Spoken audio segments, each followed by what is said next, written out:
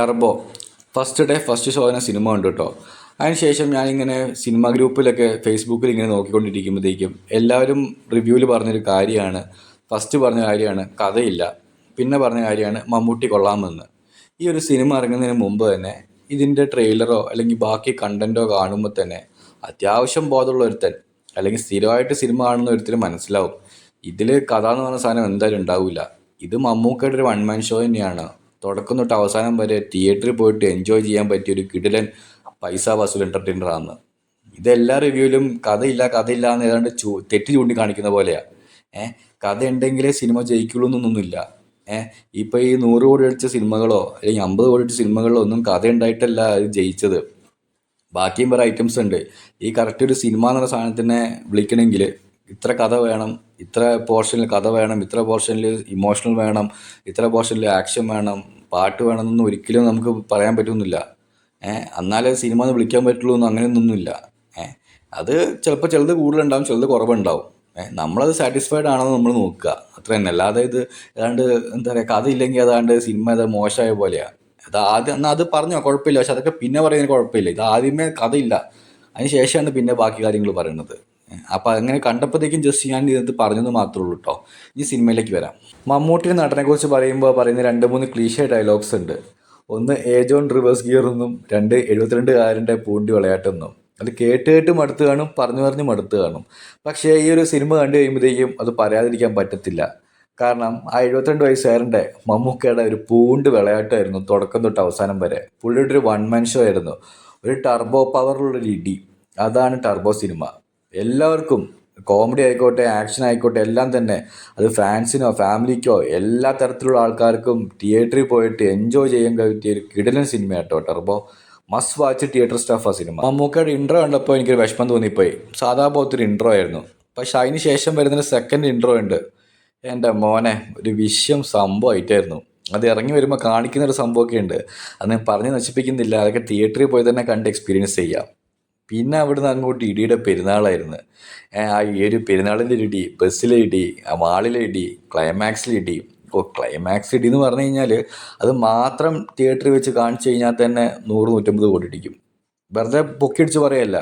കാരണം ബാക്കിയുള്ള സ്റ്റണ്ടുകൾ അപേക്ഷിച്ച് നോക്കുമ്പോഴത്തേക്കും അവസാനത്തെ ക്ലൈമാക്സിലുള്ള സ്റ്റണ്ടിൽ ശരിക്കും നമുക്ക് ആ പവർ ഫീൽ ചെയ്യും. ആ രീതിയിലുള്ള പെർഫോമൻസ് ആയിരുന്നു മമ്മൂട്ടിയുടെ.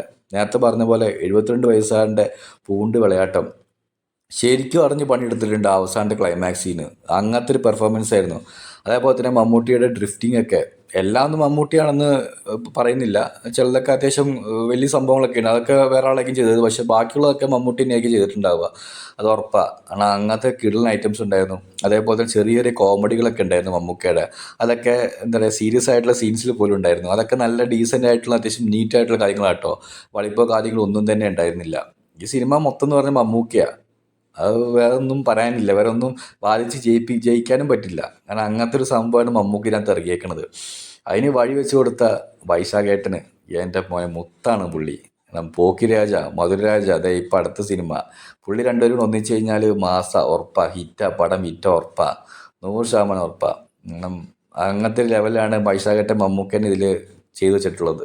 അതേപോലെ തന്നെ മിഥുൻ മാനുവലിലെ കഥയും വലിയ സംഭവങ്ങളൊന്നും ഇല്ല, പക്ഷേ സംഭവം നൈസായിരുന്നു. സംഭവം ചെറിയൊരു കഥ ബാക്ക്ഗ്രൗണ്ടിലൂടെ ഇങ്ങനെ പോകുന്നുണ്ട്. കാരണം പുള്ളിയെ ബേസ് ചെയ്തിട്ടുള്ള കുറേ പ്രശ്നങ്ങളും കാര്യങ്ങളൊക്കെയാണ് ഇത് കാണിക്കുന്നത്.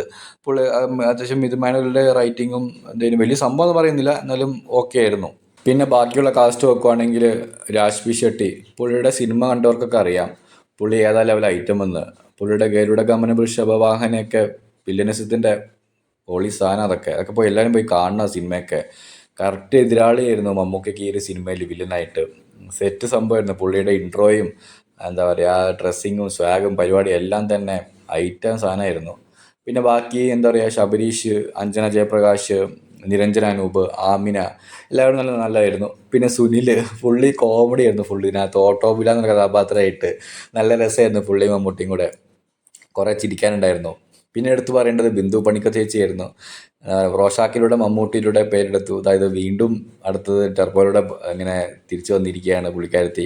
കുറേ ചിരിക്കാനുണ്ടായിരുന്നു കേട്ടോ. പുള്ളിക്കാരത്തിയുടെ അവിടെ ഇവിടെയൊക്കെ ആയിട്ട് അമ്മയായിട്ടാണ് മമ്മൂട്ടിയുടെ കുറേ അവിടെ ഇവിടെയൊക്കെ ചിരിക്കാനുള്ള കുറേ സംഭവങ്ങളൊക്കെ ഉണ്ടായിരുന്നു സിനിമയിൽ. പിന്നെ ഈ സിനിമയുടെ ബാക്ക്ഗ്രൗണ്ട് എന്ന് പറയുന്നത് ഇതിന് മ്യൂസിക്കാണ്. കറക്റ്റാ എന്താ പറയുക, ആക്ഷന് പറ്റിയ മ്യൂസിക് കൊടുത്ത ക്രിസ്റ്റോ സീവർ നമ്മുടെ ബ്രഹ്മയുഗത്തിന് ശേഷം വീണ്ടും മമ്മൂക്കയോട് ഒന്നിച്ചിട്ട് വീണ്ടും ഒരു തരംഗം സൃഷ്ടിച്ചിരിക്കുകയാണ് സംഭവം.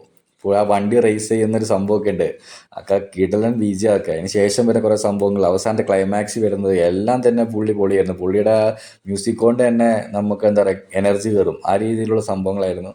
അതേപോലെ തന്നെ സിനിമാറ്റോഗ്രാഫിയും കിടലനായിരുന്നു വിഷ്ണു ശർമ്മയുടെ. അപ്പോൾ ഇത് മമ്മൂക്കയുടെ ഒരു ബീസ്റ്റ് മോഡിലുള്ളൊരു ടർബോ പവർ സാധനമാണ്. അപ്പോൾ തിയേറ്ററിൽ പോയി എൻജോയ് ചെയ്യുക. താങ്ക്